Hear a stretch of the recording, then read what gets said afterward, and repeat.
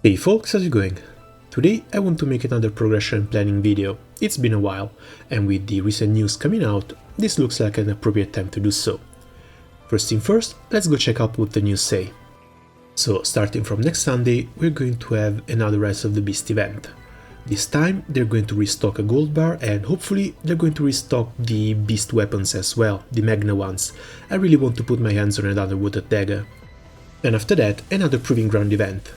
Of course, being Halloween, it's going to be Dark Element with a Jack-o'-lantern boss. The light characters are going to get extra points for triple attacking, and of course it's going to come with a, hopefully, very usable EX weapon. Perry is going to have a field day in this. The Halloween limited mini event is just the usual 4 or 5 special quests with predetermined themes. It comes with a few nice rewards, and the best one is probably the Halloween staff that allows you to drop Halloween candy to later level up your characters. From the 20th instead, our favorite fox is going to come back with her own event, Forgiveness and Gratitude, coming in with also an SR Yule and a fantastic skin. Robomigaden is also going to be added to the side stories this month, and this one comes with an SR Shiro playable character. And for all our win memes, SR Myrin is going to get a 5-star version this month.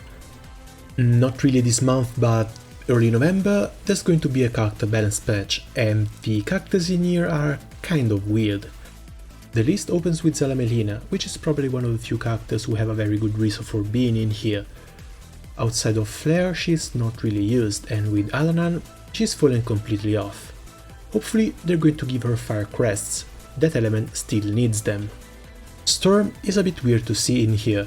She's already a fairly decent Starfish attacker. She doesn't really offer much utility, so maybe that's what they're going to give her. Another weird character to see in this list is Water Silva. She's already pretty damn good, so I really don't know what they can do to her. Maybe lower her cooldowns a little bit, but I'm afraid that's about it. I think less of a weirder thing would have been to see her light version in here instead. That one still only switches out, but never actually comes back in. And while he probably needs to be in here a bit more than Storm, Drang still doesn't really need that big of a change. I'm starting to believe that maybe they want to do something to all the Flash Gala characters like they did with the Grand Gala ones. The Grand Gala ones getting the Ultima styled Ogi, so the Flash Gala characters might get, I don't know, crests? And after Drang, we've got Cagliostro, who is probably going to take a page out of her Halloween and Water versions, gaining a crest effect and hopefully a bit of a better buff. Her 3-turn buff on a 7-turn cooldown is a bit too short. Halloween Eustace is going to be a bit late for Halloween, but hopefully he's going to get a page out of his dark version. Okay, next up is Wind. And what characters! I honestly don't know what they're going to do to Siete. I don't think they're going to touch his 4-star version, but even if they do, that's going to be a hell of a lot better. I don't think you can ruin that character. As for Alicia instead, she's probably going to get that Wind Ultima Ogi effect, and hopefully an easier way to generate or maintain orders. If she can also get longer buff times on her orders, that's going to be the cherry on top. She's been in my win teams ever since I got her over 2 years ago, and I'm not planning on letting her out. Moving on in the list, we go to Light, with Sarunan, another character who got a 5-star, and his kit is kinda weird. He's got a bit of healing, he's got a 2-turn 70% dark damage cut, but that's about it. I believe he's going to get a crest effect as well. Next up, the list of weird characters in this rebalance continues with Lucio. Why is he here? My best guess is that he's going to get the new Ogi effect that Cygames is going to give to all Flashfest characters, but outside of that, I have no clue. And then there's Six, getting another rebalance before Trio, Quattro and Song, who probably need it a bit more, but I guess it's just based on timing, they want to rebalance him before the Dark Guild Wars comes around. The list ends on Christmas Rosera, who really needs the Summer Vera treatment, getting that 1 or 2 really good mechanics that are going to allow her to come back into the game. Up next, a few raids are going to get their drop rates changed in order to make crafting seraphic weapons a bit easier. Then of course there's the announcement for the November Guild War, which is going to have light enemies. This time around it's going to come with a fight that's harder than Nightmare 100 and can only be unlocked after fighting Nightmare 100 a few times. I guess in a way the power creep is real, but I personally can't wait for another way to test myself. With the Proving Grounds, the prod fights added to the stories, as well as a new harder mode for Guild Wars, I really enjoy the fact that Cygames is thinking about its older audience. Moving on, we've got the new full auto function, which is something that I want to dedicate a proper video to because I want to explore a bit its mechanics. And as a tease for future updates, here we've got Leviathan Malice as well as High Level Grand Order. I mean, that has to be it, right? It can't really be anyone else. So the next 2 or 3 big things are going to be the Rest of the Beast, the light favored Proving Grounds, and the dark favored Guild War. And as you can see, my light grid is absolute garbage.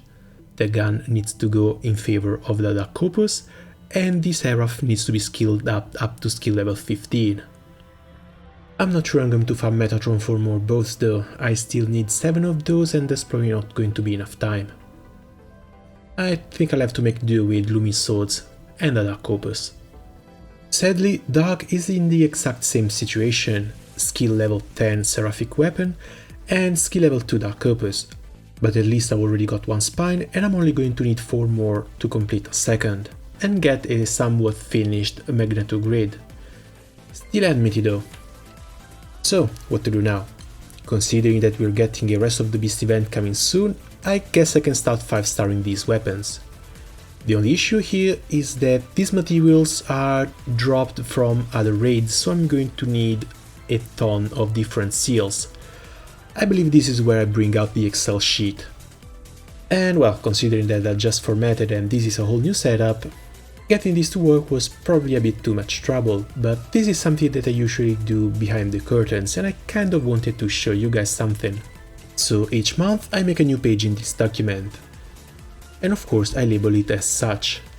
For October it's going to be month 32. After that a good copy and paste is going to give me a base to work on.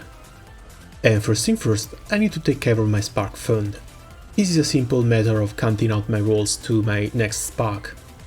That's 110 draw, that's 55,800 crystals, and a nice 35 single tickets. 231 total for a nice 77%. I might not make it in time for a Halloween Spark, but that should definitely be fine for Christmas. My second item here is a countdown for the surprise ticket. We usually only go about 60 to 64 days between one and the other, and this little equals today allows me to keep track of each day without having to touch any formulas. All you need to do after that is subtract one from the other. So yeah, that's 53 days since the last surprise ticket, so I guess we can expect one more next week. So again, since each month has a story event at the beginning, this doesn't really change. All you need to do here is change the dates and the name. And of course this one is going to Sigfrido. So these events are usually fairly easy to do. Keeping track of the badges and honor gains is usually pointless, so I just leave it at cap. One thing I need to keep track though is the amount of token that I get, to see how many boxes I can open. So hold on a second. One quick check on the wiki and we can see that the first box has 603 items, the second box has 803 items, the third box has 1003 items. So box 1 to 3 are going to get summed, and then box 4 to 20 are going to get their own line. And that should have been multiplied by 16 and not 20, but oh well, mistakes. Still, this is missing something. This is missing the daily quota. You know, if you don't feel bad enough for the amount that you have to farm, you can have it shown as a nice little line that can absolutely and completely demoralize you. So here for example, I would need to farm, 4,200 tokens a day until the end of the event in order to be able to 20 box it. And here comes the hard part, planning for the rest of the beasts. So daily gold nuggets are going to have to stay there, 15 gold nuggets are probably going to be there as well, Magna weapons are hopefully going to be there again, and then of course that's the seals. This time around I want to try and uncap the one log and kiln weapons, so I'm going to need a lot of Jadites. For those, I made another list. The problem now is that the Jadites can only be dropped by certain showdowns that you need seals to access, so let's see just how many I need. Since each showdown can only drop between 2 to 3 Jadites, I want to be careful with this. I'm actually going to overshoot it, so that even if I only get 2 for each showdown, hopefully it's not going to happen, but I'm going to be prepared for it. Another fairly hard part of farming this event is going to be the Golden Beast seals, since these weapons need a lot of Omega 1 log and kiln enemas. I'm going to have to join a very large amount of trains in order to obtain them. I'm hoping that 6 trains is enough, especially since I'm going to need 12 seals each in order to create these items. And I hope I have something saved up. If I don't, I'm screwed, or I'm going to have to readjust the amount of weapons that I can 5-star this run. And thankfully I do, and it's 9 seals for each type. So I'm just going to have to do a little bit of math and fix up my list. And it turns out that all I really need to buy are going to be 6 Zook, 6 Swanhu, 5 Baihus and 7 Quanlong seals. All in all, that's fairly easy, but I did get very scared there for a second. And this is the end result. 855,000 tokens. Still a bit scary, but hopefully I can manage. All that's left to do now is to fix up the last events. Proving Grounds, out of which I want to get at least 8 weapons, and Forgiveness and Gratitude, which is a simple shop event. One last thing I want to show you is a little formula for counting how many items you buy from that shop. This is the sum if, so that if you put a 1 in the blue column, it's going to sum the price of the item from the red column underneath. This little formula here is a true lifesaver. And now you all know my secrets, so I guess that's going to be it from me for the moment, and I'll see you guys around soon. As always, have a nice farm, good luck, and see you next time. Ciao!